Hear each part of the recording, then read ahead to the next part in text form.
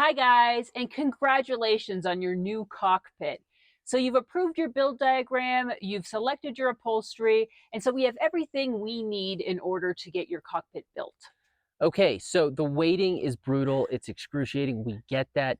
But there are a few things that you can do in the meantime. So that's what we're going to go through Yeah. in this video. So first thing is download our 12-step guide to teach your dog how to ride.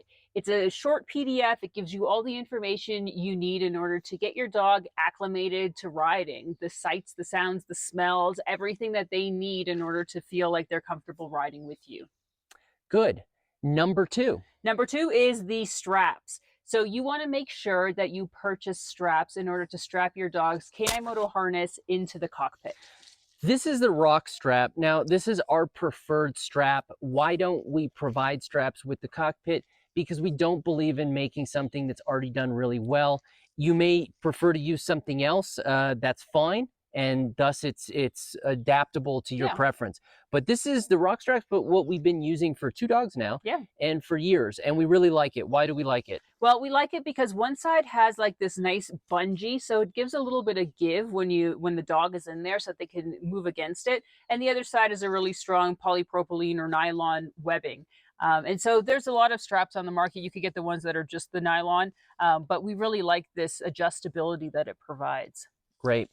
And so wait, that's the 1-inch strap that Greg is showing you here. So this is probably bigger than what you're going to use unless you have a dog that's really hitting that 110, 120 pound range. Yeah, if you're like in a large cockpit and you got a big dog, this is probably going to be your better option. But we use the 5/8 inch. They're the pack stretch strap. I think it's the 5/8 inch strap.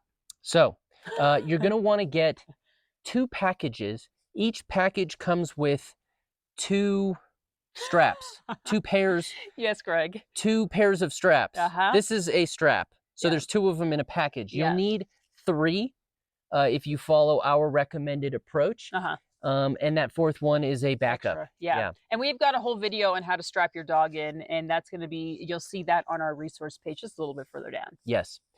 Number 3 are the goggles. So these are Rec Specs goggles. These are the ones that we recommend. We really like these. I like that they've got this wide field of vision for the dog. The lenses, they're pretty scratch resistant. They scratch, but it's the way that the dog sees Why things is it that they scratch mostly? I know. Because some of us put it down on the table this way or throw it down on the table. There's a lot going on for some of us. But yeah, and you can get them in different colors, different sizes. You can even get different lenses for them.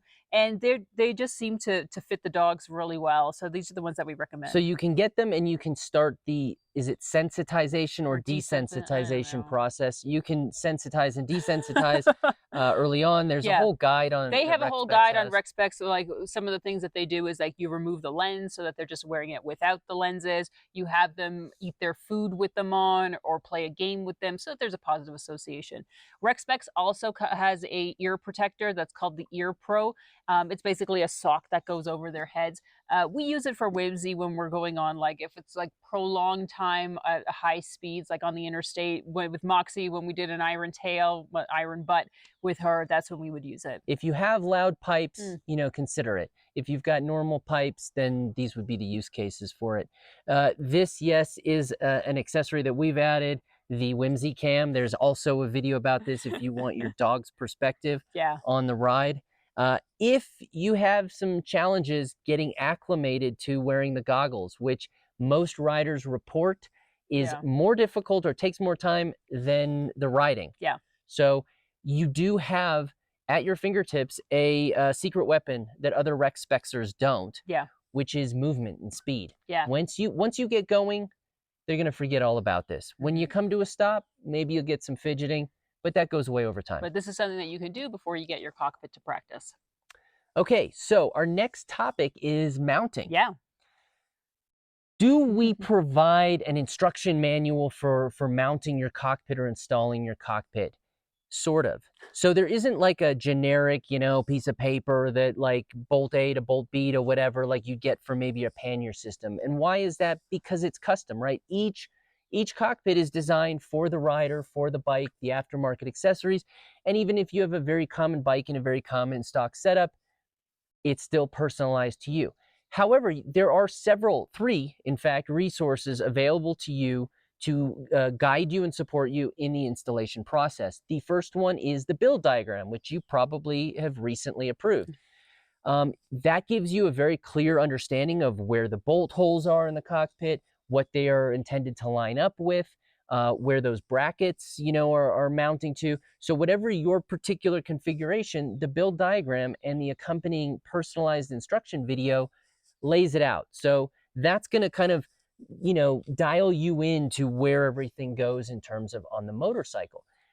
The next one is the photos, right? Yeah. Workshop photos. Yeah, so you're going to get, you probably don't have them yet if you just approved your build diagram, but the moment that the metalwork is complete, you're going to see a photo of the metalwork and the accompanying pieces. And then again, once your cockpit is upholstered, we're going to set it all up and take the photo so you can see exactly how those pieces line up on the cockpit. And you're going to have access to your personalized project page still throughout the whole process after as well, so that you can always go back and refer to the build diagram and the photos. So those workshop photos will also show specifically and close up how particular brackets attach and, bolts and so on and so forth. So it's going to really lay it out for you. And again, between those two resources, you're really going to dial in on, okay, yeah, this bracket goes here, this one goes there. The third option that you have or resource that you have is us. Yeah. Okay. Feel free to reach out if something just isn't making sense or you think something's off or whatever. You just maybe having a little brain fart. Reach out to us. We're happy to help. Send us a few photos about, and we'll say, well, that probably needs to be turned around or flipped inside out or whatever. But we're always there to guide you through that process. Yeah. So the next thing is strapping your dog into their cockpit. So we talked about the rock straps that you would use and the K9 Moto harness that your dog hopefully has.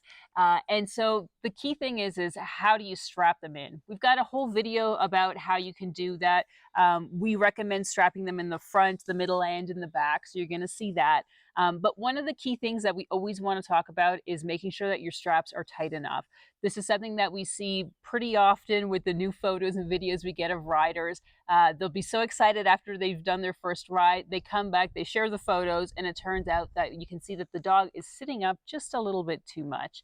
And that's a key indicator that the straps are just not tight enough. You really want them nice and snug, because if they're not snug, the dog is going to notice that there's some space and they're going to continue to fidget until they try and get their way out. You do not want that to happen. Yeah. So check out that video for the specifics of where and how we recommend placing your straps. Keep in mind that there can be some personalization involved in this, right? Your cockpit has 9 welded anchor points, and we do that for a reason, so that you've got loads of options about where you can strap and how you can strap. And, given exactly how your dog, big, small, how they fit in here, there can be some variations to get it just right for your dog. So that can happen over the first couple of rides or so. And once you've figured it out, you're good to go. So how do you train your dog how to ride? So I mentioned that we have our 12-step process, so you can take a look at that. But here are a few other things that you just want to keep in mind. Number one is you want really high value treats. If your dog is treat driven and know what they love, Moxie used to love chorizo, Spanish sausage. Whimsy, she'll just eat anything, this dog. Like, she's just happy to put something into her big snout. So knowing what they like, that's really important, because what you want to do is create a positive association with the cockpit, with the bike, with the sound of the bike, with the experience itself, so that it's something that they want to keep coming back to. If your dog isn't necessarily treat motivated, maybe they're play motivated, so you want to have a toy on hand. So when you're practicing, with the hucker, the mother hucker you can use. So when you're practicing certain things like the saddling up or turning around, laying down, the goggles, the strapping, all of that, once they're done that part of it, have them leap down and then play a game of fetch or of tug or something that's really reinforcing to them. So high value rewards is what it comes down to. Create that positive association. Number 2. You want to make sure that you're comfortable with the weight on the bike before you have your dog up there. So I'm going to jump in, because this is like a big one for me, right? You kind of have that situation where You're looking at the dog's looking at you, and you're both kind of asking each other, like, what do you think? Is this okay? You don't want that. This isn't the moment for that. So what you want to do is take the bike out for a spin with the cockpit on there, get comfortable with the new load distribution, adjust your shocks, whatever it is you need to do. Then take the bike out again with the cockpit and load the cockpit down. Fill that duffel bag, simulate the weight, and get comfortable and confident with that ride experience, so that there's really no question in it for you that you're competent and comfortable with this setup. And then when you bring your dog into the experience, you're going to be conveying throughout a very positive and enthusiastic attitude. There's no, what do you think? Yeah. That's just going to slow this process down. One other thing that sometimes riders will report is that they're worried that their dog is going to not like the sound of the engine, that they're scared of the noise. Other riders will say that their dog is always hanging out in the garage, in the workshop, so they're used to it, and that's great. If your dog is a little bit more skittish and is just not used to it, again, you want to have those high value rewards for them. Start really slow by having them near the bike and treating them. Turn on the engine, let them get used to it, play some games around the bike, just so that they have that positive association, so that that's not the thing that's going to get them triggered. Now that's clearly something you can start before you receive the cockpit, but you do have a secret weapon once you have the cockpit if your dog still isn't loving the engine noise. Yeah. I think that moves us to that topic, Go ahead. right?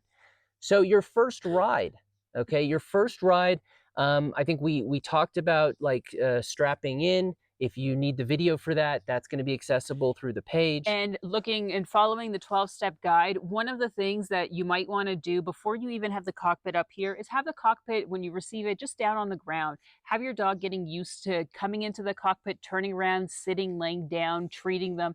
Having them used to that feel in there is really important. You can even practice the harnessing in on the ground in the cockpit before you even get the cockpit on the bike. Yeah, great point, because it is going to help create a positive association with this, even if the engine noise in the bike is still a bit of a foreign object, right?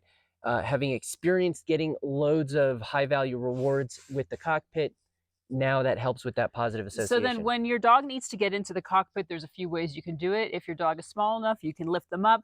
If your dog is bigger, you can have them practice sort of leaping up into the cockpit, where they first put their front paws on the seat and eventually they can get up by helping them with the handle on the K9 Moto harness. So those are some ways. Some people, if they have a really large dog, they sometimes use a little step stool or something that will help get them in there. So that's what you want to sort of get organized with once you've got the cockpit. Okay, so now you've got your dog in there, you strap them in, and goggles on. Goggles on, and two potential things are happening. Either I don't like the goggles, that's very common, or I don't like the straps, also very common. Yeah. The easiest and best solution for both of those is to get going. Yeah. Okay, once you start movement, your dog is going to be experiencing all of these thrilling sensations, and they tend to forget about everything else. They definitely forget about the goggles, and they also settle into to stop fighting the restraints. Yeah. So get moving. Yeah, and that's also a key thing about where you're going to go. Because if you're going to be stopped for long periods of time at a red light or something like that, that gives them time to sort of think about what's going on. And that's when you're going to get the most fidgeting, either with the goggles or the harness or whatever it is. So you want to make sure that you're in a place where you can get up to some speed and keep moving. And hopefully not in stop and go traffic. Yeah. Hopefully it's not rush hour at that moment. A more rural destination, a more neighborhood suburban destination, and a scent-rich destination, okay? An SRD. We generally find, like, look, 10, 15-minute ride is good. Get to that location. It's not the time to go to the vet. It's not the time for grooming. Yeah. That first destination should be a dog park, should be, a place that they love, either another dog friend place or something that they associate with a great activity. Yeah. So now you've got the sensations of riding that they're associating with this. You've got the location, the destination that they're associating with this. You're in great shape. Yeah. And one thing that you want to do before you get your dog up in the cockpit is you want to make sure that they've gone to the bathroom. being in the cockpit and the experience and all of the excitement, it really gets their systems going. So the It moment, churns. yes, it sure does. And so the moment that you stop at your scent rich destination, they're probably going to need to go to the bathroom. So just be prepared for that. Even if they've gone beforehand, they're likely going to go again.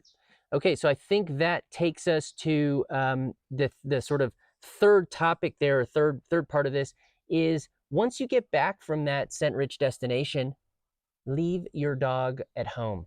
Leave him behind. So leave a little bit of kind of time, a little bit of daylight, so that you can drop your dog off, turn right around, and ride away. Okay. Let them identify. So positivity of that experience, positivity of the destination, and sort of the negative association that if I don't really choose to go into this, then I get left behind. And those three things working together are just kind of the right, left, and the hook that's going to make this a huge success. So then after you've left them behind, you come back, you pick them up, go for another spin, and then you know that that the dog really wants to be with you and they've associated all of those great things together. Okay, so two final little pieces here. Number one, when you get to that first location, okay, make sure that you know where you've put everything, okay, because you want to clip that leash right on before we're free. Remember, your dog is going to be highly excited, and if they're at all sort of trigger happy or reactive, this is the moment when Moxie bolted off on our second or third ride together, and we didn't see her for 15 minutes she went later. after a cat. So know where you've got that leash, click it in, and then do the dismount, right? And that takes us to our sort of final point, which is, as Jess mentioned before, straps. Okay, the most common situation is that riders get back, they send us photos, they send us a report. It's fantastic, and our response is, looks great, but you've got to tighten the straps. Your dog should not be able to sit up. Your dog absolutely should not be able to stand. But not only that, they really should be securely fastened in that laying down position. Okay.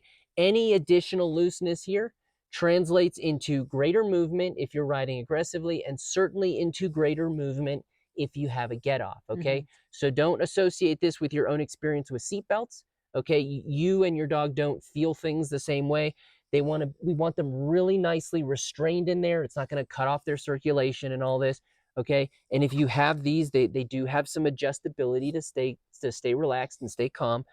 But really, really fight that urge to say, yeah, but my dog will enjoy this more if they're kind of have some freedom. No, they're going to realize that they do have a little bit more freedom than they should have, and they're going to try and escape. Yeah, this is entirely sensorial. The physical part of this comes when you get to a rest stop, you get to a campsite, you get to the Starbucks, whatever it is. They're going to have a lot of energy. That's when it's physical. Everything before that is stay relaxed, stay calm, chill out, and just enjoy the movie. Yeah. Okay, so all this information is available at your new cockpit owners page, the resource hub. If you have any questions at all, you know how to get a hold of us. And I guess the last thing is, once you get going, send us photos. Yeah. This is why we do it. We want to see those happy smiling faces, those happy panting snouts. Send us photos, videos, send us a ride report. Tell us how it went.